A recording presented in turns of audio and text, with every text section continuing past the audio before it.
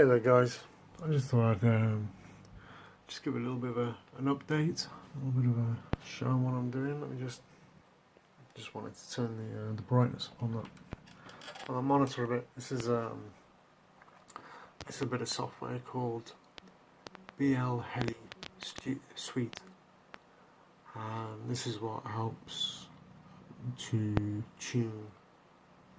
It helps to calibrate the ESCs. So this is the build so far. Now obviously it's not finished.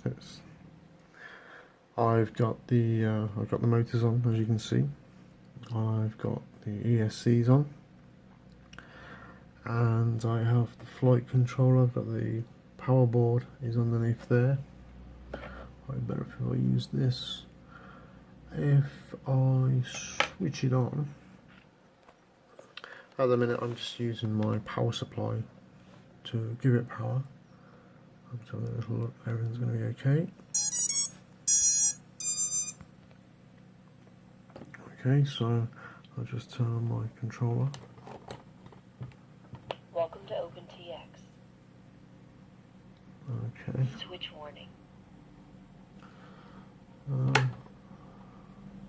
Why do we have a switch warning? Why am I flashing red underneath there? Engine on. If you flick that switch one more time. Engine off. Okay, so Cheat mode active.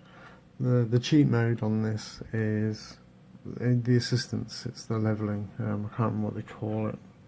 I'll tell you what we'll do. We'll go and have a look. So anyway, I was saying this is a bit of software that helps you calibrate the motors. You can also do calibration in clean flight, but this you can tweak manually if you need to. Now fortunately for me, these motors, the ACCSTs, are all pretty spot on. It's really nice the way it's worked out. I'm really happy with the way it is worked out. If I engine on, and things are about to get real.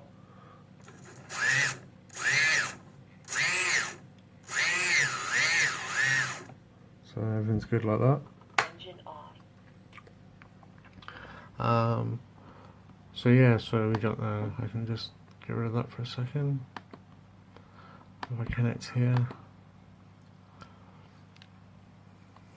sometimes a little bit panicky connecting this is.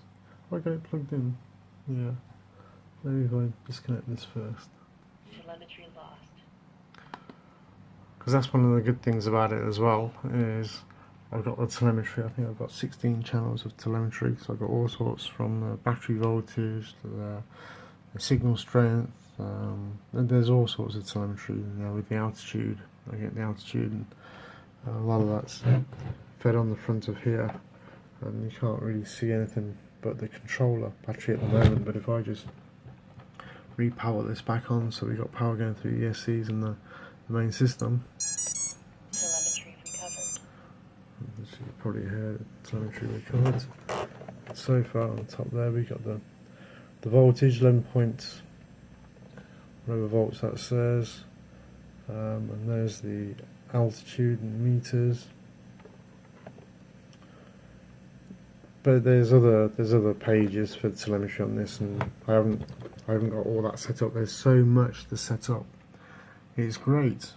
I love it. The ones I've got set up so far is I've got the motor sorted out, I've got the fail-safe sorted out, I've got a fail-safe on here on the receiver, I've got a fail-safe switch on here, so if anything goes untoward I can just flick that switch and it just cuts the motors out and just drops it to the floor.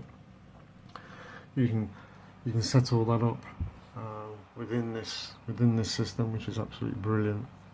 Just getting my head around this. What this does, it's absolutely amazing. This is just setting up for the receiver, so I've got the telemetry enabled, I've got the RX enabled of course, and got the smart port on the telemetry.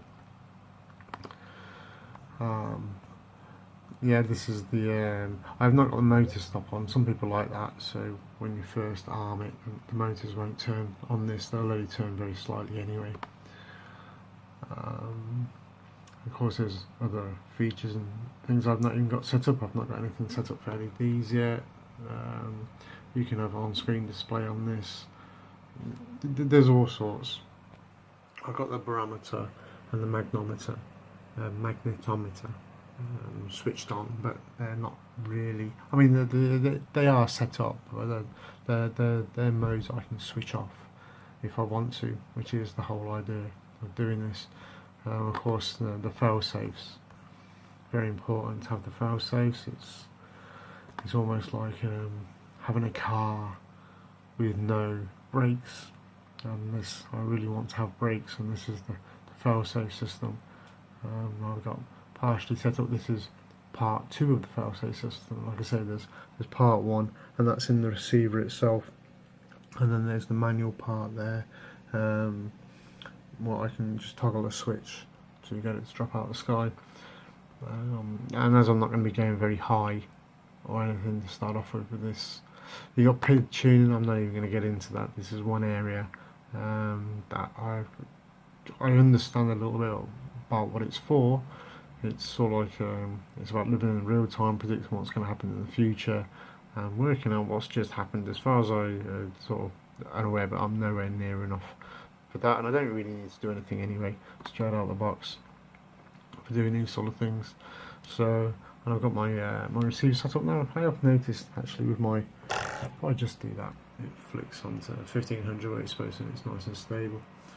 Of course, as you can see, I can control my bits and pieces.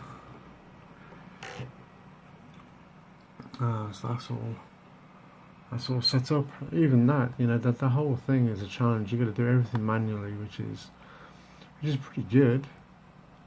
But if you're new to the software, if you're new to all of this manual setting up, it can be a little bit. So this is where I got my switches set up. So this is where I got my arm switch, so I can turn, you know, I can arm the system, Engine on. or unarm the system. Engine off. And then I've got angle, which Cheat mode active. that's cheat mode. That's the marker's just gone there.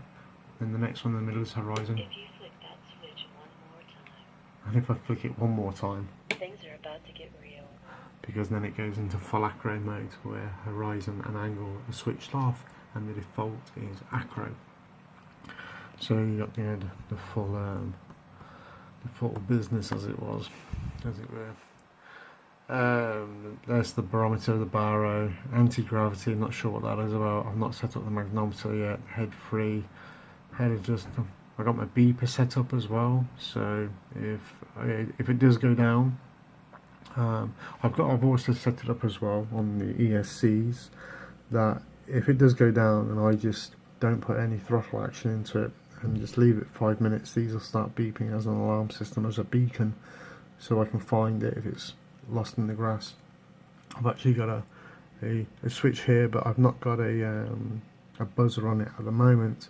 I have a buzzer with LEDs on its way for the rear lights, you know, so I can have rear lights, and it's got a buzzer built into it, and then that will be on this switch, which is already, which strangely enough I didn't know I could actually control that like that. Engine on. So I just, If you flick that switch one more time, because I just want to turn that off. things are about to get real. It's not going to get real because I just switched it off. I didn't know I could actually do that, just cause that to go straight away. I don't think I could. I think that was there because I'd not been doing anything, any inputs into it, and that was the beacons going off on this, because the buzzer is actually set up for the buzzer from the flight controller, and as I haven't got one connected for that to work, that was a little bit surprising then. But that actual beacon, now I can set the volume of the beacon and the time of the beacon and all sorts. I think it's only on 40% volume. So yeah, so I got a beeper switch set up as well, so I can have this. Hello, my little friend. That's right, you just claw at me. There's my little friend's going to come in, and I'm going to ask him, please get off the keyboard. Please get off the big keyboard. Come on, buddy. Way up, my friend. There we go. You go down there for a minute. Let me just do this. Yeah, so there's my fail safe, and we got all sorts of other things that I've not even set up yet, cameras and gimbals and all sorts. Well, this is absolutely beautiful. I love this. I love doing this. There's so many ways of tweaking and tuning, and for the LED strips, it's of course when I get that I'll be able to set it up so we've got all sorts of indicators, warnings, you know, brake lights, all sorts of bits and pieces. I think I've already gone over some of this, and of course the on-screen display. Got black box, so I can look at things that have happened once, you know, once it's back in. And there's all sorts, and the way I've got this set up here as well is I've got my my power distribution board down the bottom, which is taking in the battery power at the minute I'm using, going straight to my power supply, and I'm delivering sort of 12 volts into it. And I have been having it on a current limited system, but now it's open up to about 8 amps now if it wants it. But of course I won't be putting that through it at all. And of course then the from the power distribution board where that power will come in, and I'll swap that cable over when I get the silicon cables in for the battery cables on the XT60 adapter connector. That'll be going onto there. Of course they pretty much feed straight off from pads to the ESCs, and then I've got on here it's switch moded buck converters. Well, they call them UBECs, so it's battery eliminated circuits, universal battery eliminating circuits of 12 volts, I think that's 2 amps, and 5 volts, 3 amps. So, and I'm hardly going to be putting really any sort of pressure on that. I've got a cable coming off at the minute that feeds into here where these rows of pins are, because they're the pins that connect up these are opto connectors, so it's just a signal and a ground.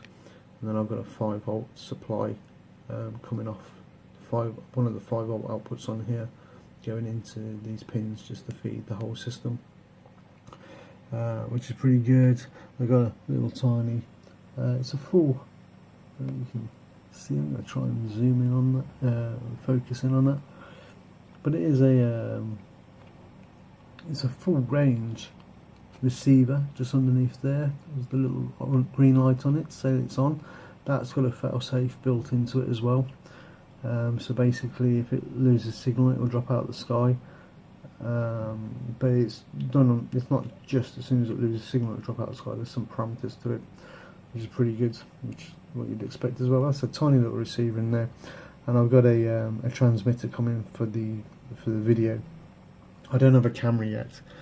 The camera is, I'd love to have a night owl, eagle, sorry, and I'd like to have a Swift 2. Swift 2 for the daytime, eagle for the night time, but I think I'm going to split the difference and go for the Owl Plus 2, possibly. Not quite decided yet. It's been a bit of a hard one, that one. I was thinking of the Runcam split, but I'm not sure if I'll be able to get it in here properly and get access to the card.